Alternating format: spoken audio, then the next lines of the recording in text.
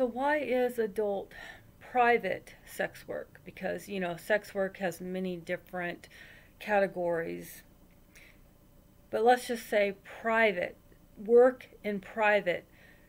Why is adult sex work in private still illegal? I mean, you can do it on camera and that's fine. You can go work in a brothel for a boss or what I would call a pimp, and that's legal, and you give them more than half your money, and that's legal. So why is it still illegal to just simply work for yourself, maybe in your own home or apartment? Maybe you only have one client a week, maybe a few more, but it's not like you have hundreds of people coming over. It's not like you're running a business, right? If it's just you and maybe one or two other people. In the perfect world, I think everywhere would be like New Zealand, fully decriminalized, which means if you want to work for a boss in a brothel, you can do that. If you don't and you want to work for yourself, by yourself, you can do that. If you want to work by yourself with a couple of friends, you can do that.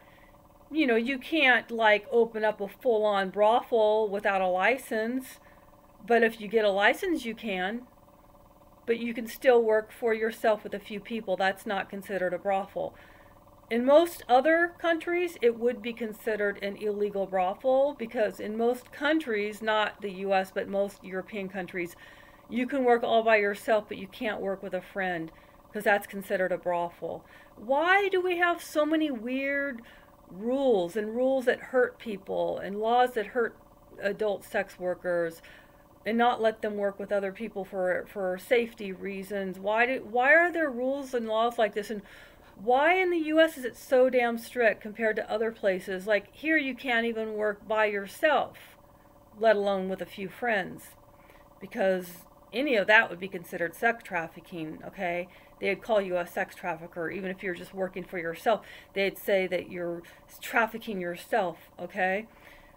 Why is there so much propaganda and illegalities against adult sex workers and so much lies and propaganda? Well, of course, follow the money. I mean, there is a huge racket in the criminal industrial system we have with more people in prison here than any other country.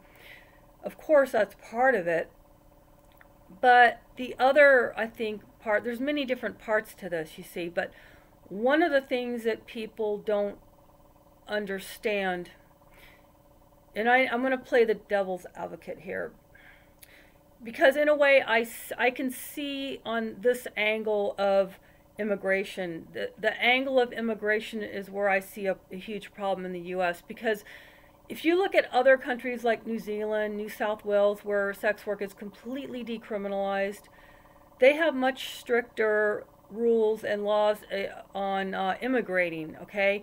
Not just anybody can immigrate to New Zealand or New South Wales. You have to prove you can support yourself, that you have money and that you're not too old, or you know what I mean? Like even in New Zealand, I think you can't even like immigrate there unless you are like under 30 and have a lot of money, right? So, but in the US we just let everybody in, right? Just pretty much anyone can immigrate here pretty much.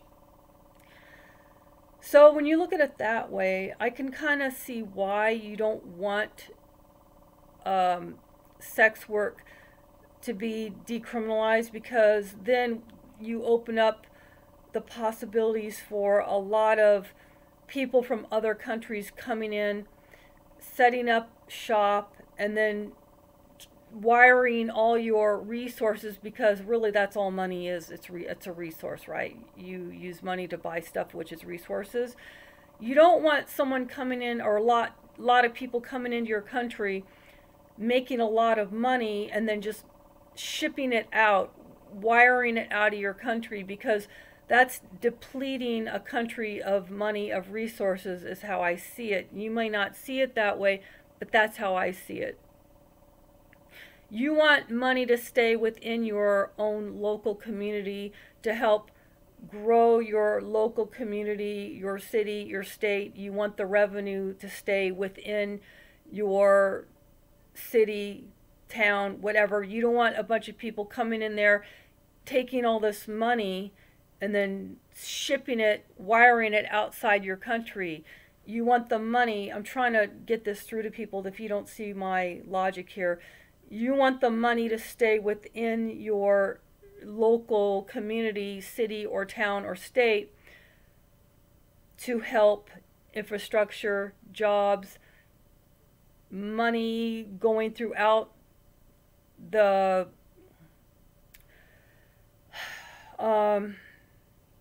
area. For example, let me just give you an example. So you got a thousand women doing sex work in a town, right? And they're all like, they're citizens, they live there, and they're making good money. So they're taking that money, they're using it to buy food, so they're spending it at the restaurants, they're helping, they're giving tips, they're buying food that helps the community, the restaurant. They're going to get their nails done, that helps the beauty salon. They're getting their hair done, that helps the hair salon. You know, they're buying clothes, that helps the local clothes shop. They're buying lingerie, that helps the local lingerie shop.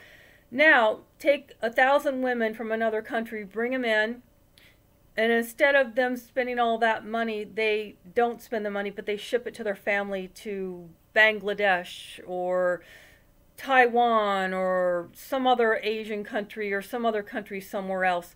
Now, is that helping your town, your city, your state? No. So on that angle, on the immigration angle, I can understand why we need to be more like New Zealand and be stricter with immigration. That's my theory, and I'm sticking to it. Take care.